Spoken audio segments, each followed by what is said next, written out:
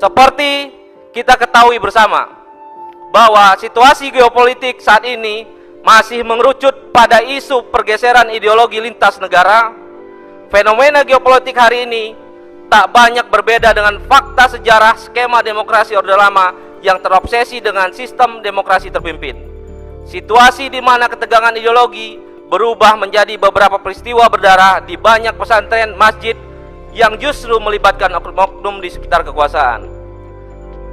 Tema radikalisme menjadi salah satu alat propaganda paling menguntungkan dan efektif bagi sedikit kelompok berhaluan ideologi kiri untuk menyudutkan kelompok Islam.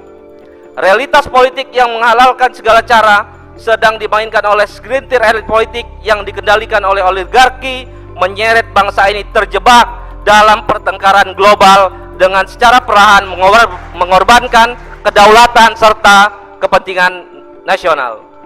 Politik adu domba masih menjadi cara paling keji yang diagendakan oleh para penggiat komunisme yang belum sepenuhnya disadari oleh anak-anak bangsa. Sebagai entitas mayoritas hari ini benar-benar terjebak dalam konstelasi perebutan kekuasaan yang hanya memanfaatkan partisipasi politik secara tidak hormat.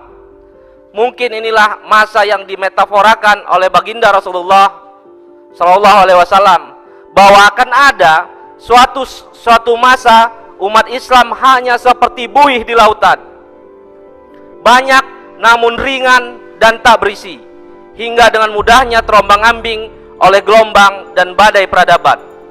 Ormas-ormas Islam tak hanya tidak mampu merajut kembali keterputusan tali persaudaraan Islam hari ini, mereka justru secara terang-terangan menunjukkan kebisuan dan tegak berdiri di baris kekuasaan. Umat Islam Indonesia sangat rentan dengan adu domba dan seringkali menjadi korban pertarungan dan konvergensi lintas mazhab dan pemikiran. Kondisi Islam politik yang demikian rapuh semakin tak diperhitungkan peran serta pengaruhnya saat kepemimpinan nasional dikendalikan oleh orang yang tidak memiliki komitmen yang tinggi. Era di mana geliat ekonomi, gerakan politik umat Islam dikontrol secara ketat hingga bahkan ditiadakan eksistensinya. Tak jarang banyak ulama yang harus menanggung resiko dakwah dengan delik hukum syarat diskriminasi. Bahkan tanpa ragu, aset kekayaan umat Islam hendak dijarah dengan modus gerakan wakaf.